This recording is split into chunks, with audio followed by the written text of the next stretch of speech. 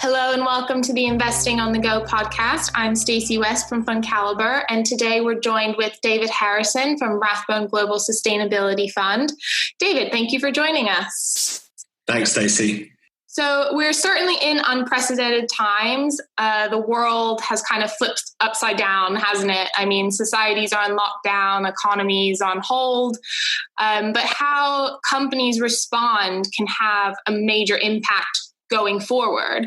So I thought maybe we could just start and talk to us a little bit about how the company responses to the coronavirus could help potentially better weather this pandemic. Absolutely. Yeah, it's a great question. And like you say, these really are unprecedented times. What we've been, I guess, doing the last few weeks with all the companies that we hold in the fund is trying to touch base with as many as possible and speak to as many management teams as possible to understand that their responses. But we kind of think about it in two ways. I guess there's companies that their activities are specifically aligned to try and help provide solutions, whether that be kind of medical or solutions in the changing nature of society. Because one of the things I think is clearly uncertainty, but I think society is likely to be different, and the way we do things is likely to be different in the long run. But we're seeing certainly companies that are perhaps looking at the medical space. Companies that are actively, right now, trying to provide solutions, whether that be, testing virus, a vaccine for the virus. Several of our companies are doing this, accelerating, their testing. So a company we own in Italy, a company called Diasorin, even today has come out with potentially very hopeful news around an antibody test. But I think what is really encouraging is just the nature of the way it's been approached. It's been that's an Italian business where it's been done in collaboration with the local hospitals. It's been done in collaboration with kind of the global scientific community. And that's accelerated that. So I think, again, it's brought to the fore kind of the innovation of these companies.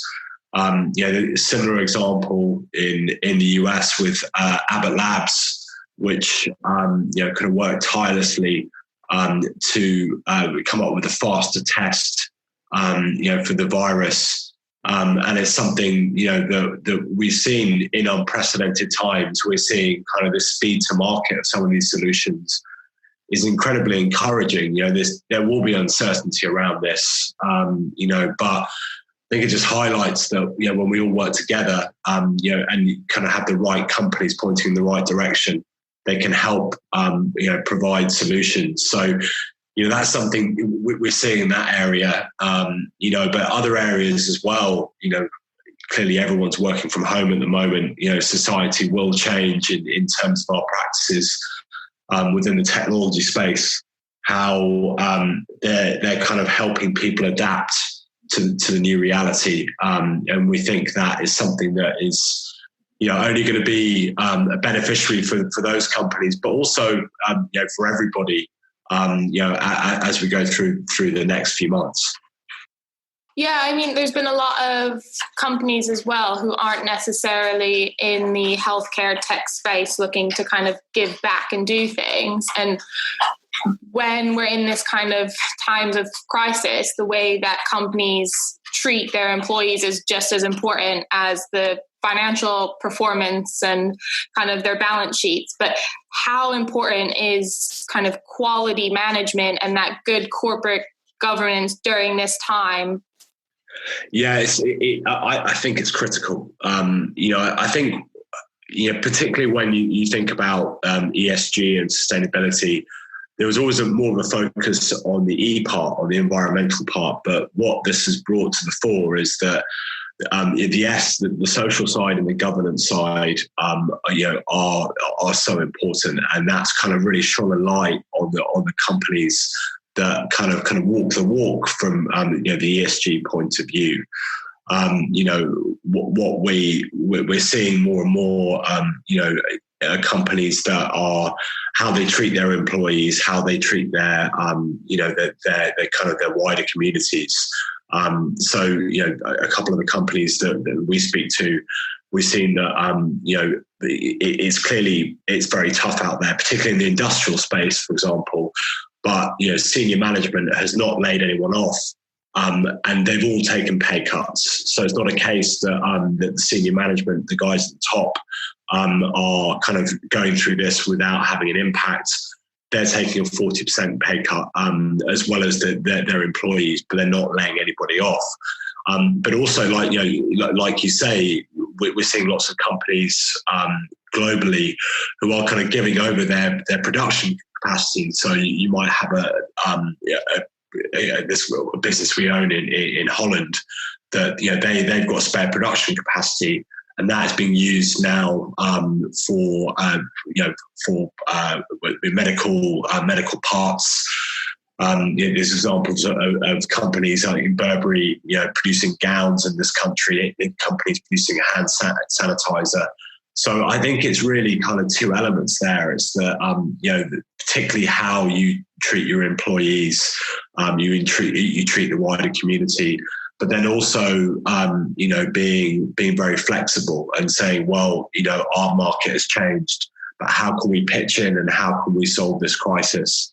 I think that is really critical. And it, like you said in the question, it goes back to good management. I think at times like this is where a good management team stands apart, because they will think about the wider community. They'll think about beyond the next quarter's earnings, and think about the long term. And again, we always believe that actually they're the companies you want to own, and they're the companies that will stand the test of time as we come through this, and ultimately the companies that adapt to the new reality as well.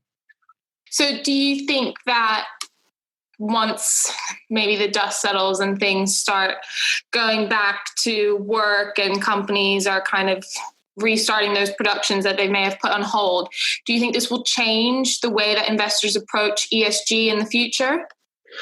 I do. I think, clearly this has been unprecedented in terms of how it's impacted everybody. And I think it's probably caused people to reflect through this. And I think, what this has done, and, our view is that this will probably accelerate the importance of ESG in every company, particularly the social part, about how we think about, working together just beyond our little groups into wider groups and communities as a whole.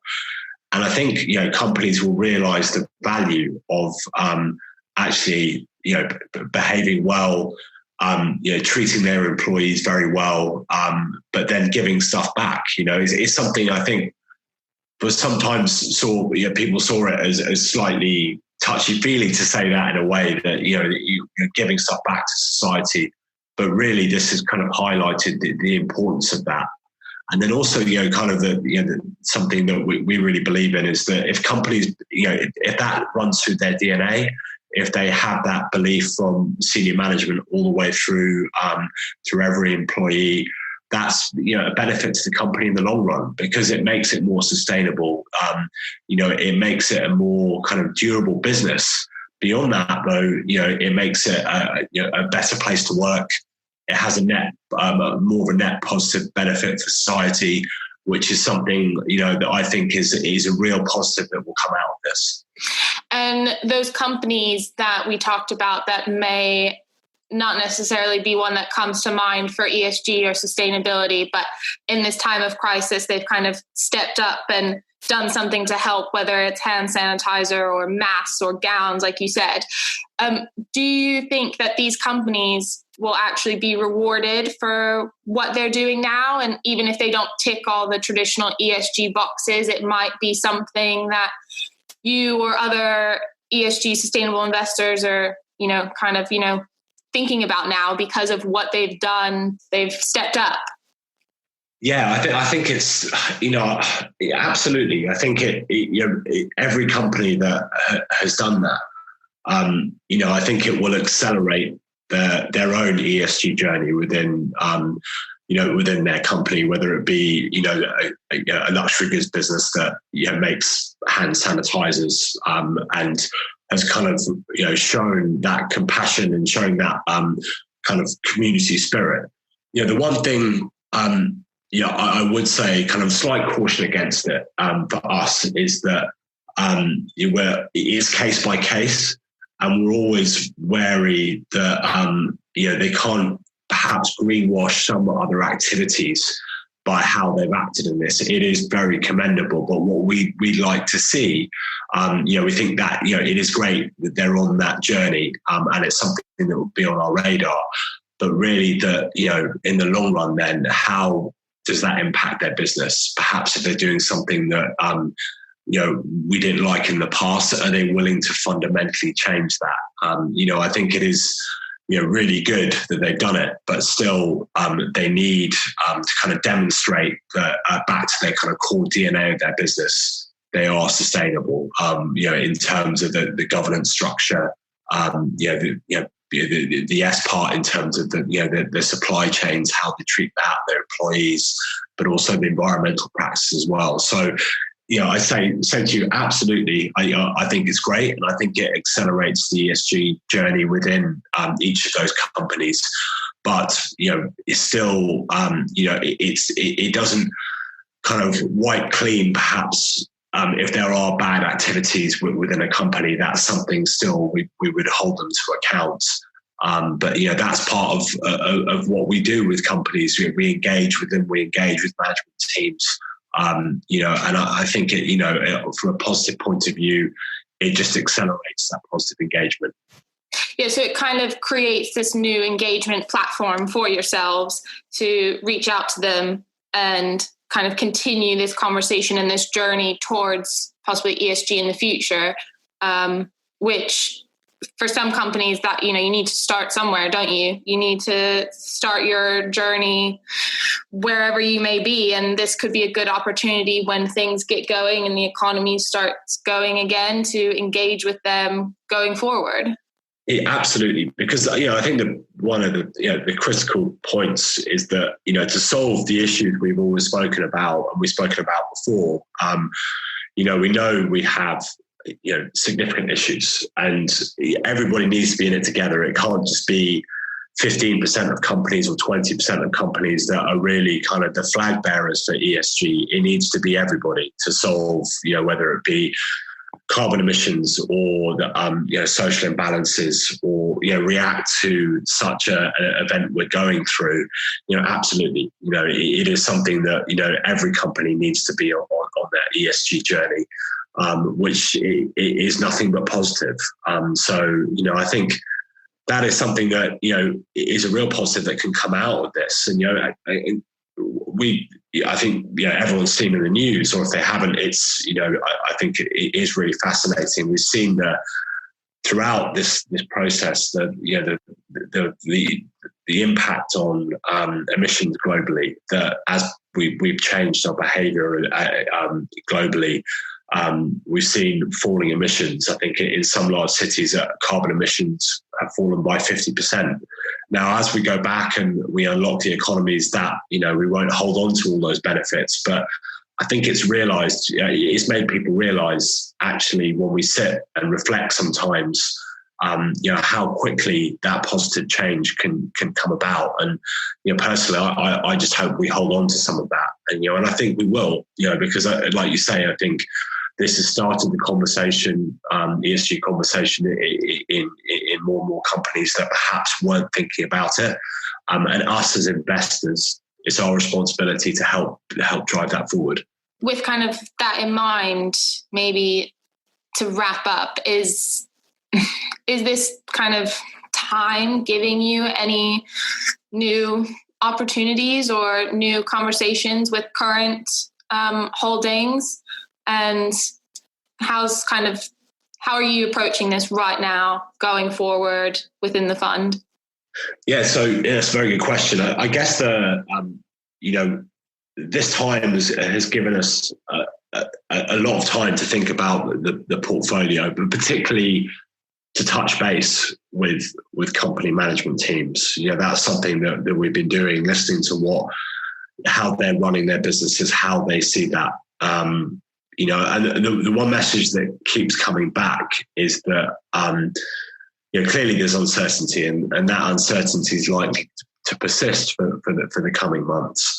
But what we're seeing and what we're hearing as well is that there will be changes in those society, in the global society, how we work, how we interact. What we're thinking about in the portfolio are those companies that will be, a beneficiary of that, whether it be a technology-based company as more people work from home. That's something I think that will probably, more remote working will be a feature of the economy going forward. How does that benefit from that? Are there ways that we use technology, smarter? And then you get the net benefit of that with more technology usage, perhaps designing products, the day-to-day work we do from home, that is probably reducing carbon emissions. So we're looking at opportunities in that area. We've spoken about the medical space as well. That's somewhere with this time we've been adding more exposure. Because we see companies that playing a critical role in help solve the crisis, but still have very strong ESG credentials. So I think it's to answer your question, I think it's that there are clear opportunities from this, but also this time has given us an opportunity almost to kind of road test all the companies that we own, go back to them, make sure the management teams are the quality we thought they were. And pretty much every single one has been, in terms of how they've reacted, how they treated their employees, and understanding what their long-term vision is for their company. Clearly there have been opportunities. I think what is reinforced to us as well is that whilst we made some kind of changes in certain areas, we feel very comfortable about our approach to how we built the portfolio. Again, we have a very strong quality bias. We've always spoken about that we want these high quality businesses because we believe, in the long run, they're the most sustainable. And I think it's just reinforced that, what we're going through. David, that's really interesting. Thank you so much for joining us. Thanks very much, Stacey. It was great to talk. And if you'd like to learn more about Rathbone Global Sustainability Fund, please visit FundCalibre.com. And while you're there, please remember to subscribe to the Investing on the Go podcast. Please note that these are unprecedented times and markets can react very quickly to news. The views expressed are at the time of recording and could change. And remember, we've been discussing individual stocks to bring investing to life for you. It's not a recommendation to buy or to sell. The fund may or may not still hold these stocks at your time of listening.